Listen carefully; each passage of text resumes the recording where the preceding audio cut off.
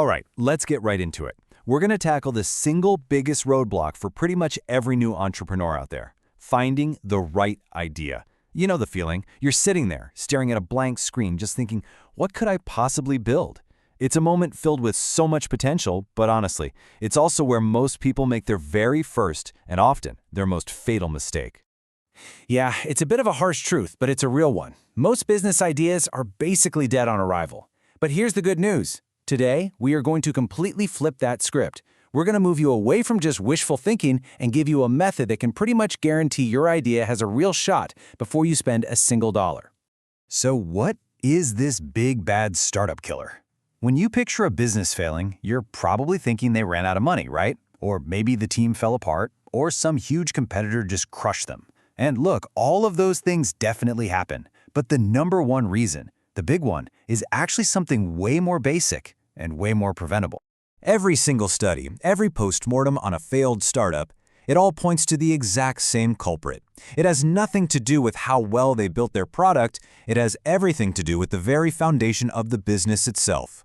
And that foundation is no market need. So what on earth does that mean? It's simple, really. It means the founder had this cool idea. They fell in love with it.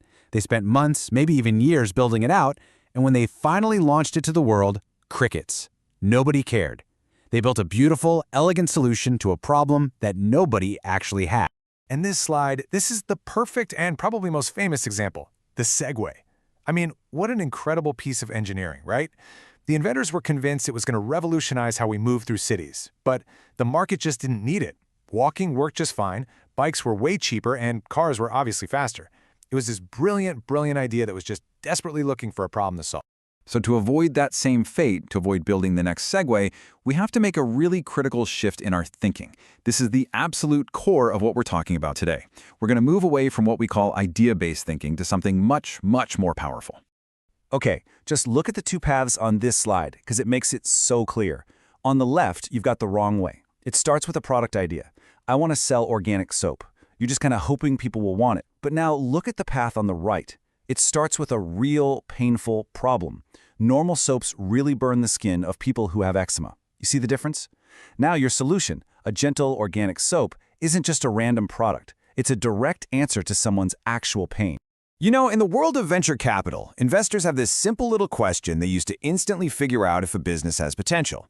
And this is a question you should burn into your brain. Is what you're building a vitamin, or is it a painkiller? And this slide just lays it out perfectly. Think about it. Vitamins are nice-to-haves. They're good for you, sure. But when your budget gets a little tight, what's one of the first things you stop buying? The vitamins. Painkillers, though, they are absolute must-haves. If you have a raging, splitting headache, you are not checking prices on aspirin. You just want that pain to stop, and you'll pay whatever it takes to make it happen. Your business has got to be the aspirin. So let's just boil it down to this.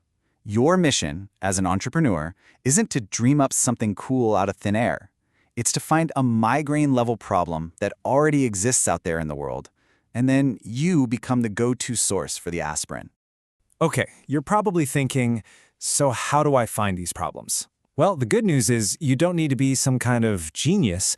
You just have to become a detective. So let's look at a few practical tools you can start using, like today. Here are 3 super simple ways to start finding those migraines. First, start a bug list. Seriously, for 1 week, just get a notebook and write down every single little thing that frustrates or annoys you. Each one of those bugs is a potential business. Second, become a complaint listener. Go on Reddit, read Amazon reviews, anywhere people are venting. Look for phrases like, I just hate it when, or I wish there was something that could. That is a flashing neon sign for a market need. Third, unbundle. Look at a huge, clunky service like Craigslist and just ask, what's one thing they do that I could do 10 times better? That's literally how companies like Airbnb and Tinder got their start. All right, so let's say you've found a problem. Awesome. Now comes what is, without a doubt, the most important step in this entire process. It's the step that will save you from building a dud.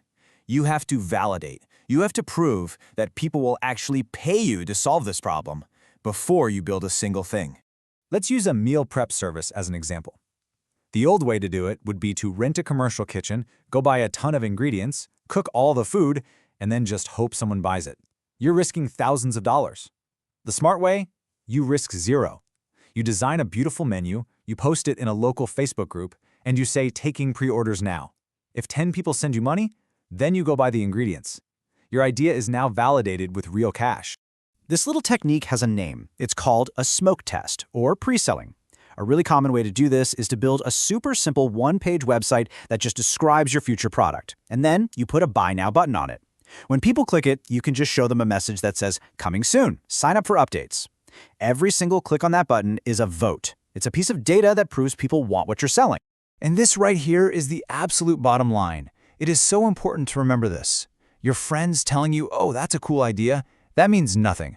Likes and comments in your social media posts mean nothing. The one and only thing that truly validates a business idea is a customer being willing to pull out their credit card and give you money. So let's just put this all together and look at the table on this slide. On one side, we've got the pet translator. It's a classic vitamin. It's fun, it's a cute novelty, but does it solve a real burning problem? No. Now look at the other side, bookkeeping for truckers. I know, it sounds super boring, right? But it is a pure painkiller. Truckers hate doing their taxes. That's a huge pain point. They can get fined if they mess it up. That's serious urgency. And they have a budget to solve it because it's a business expense. It's a perfect, solid business idea. So you see, finding a great business idea isn't about some magical lightning bolt of inspiration. It's a process. It's about being a detective, finding a real pain, and then proving that people will pay for the cure. So here's your mission starting right now. Find and write down just one bug from your day. That tiny little annoyance could be the first step to something huge. So, what's the migraine that you can solve?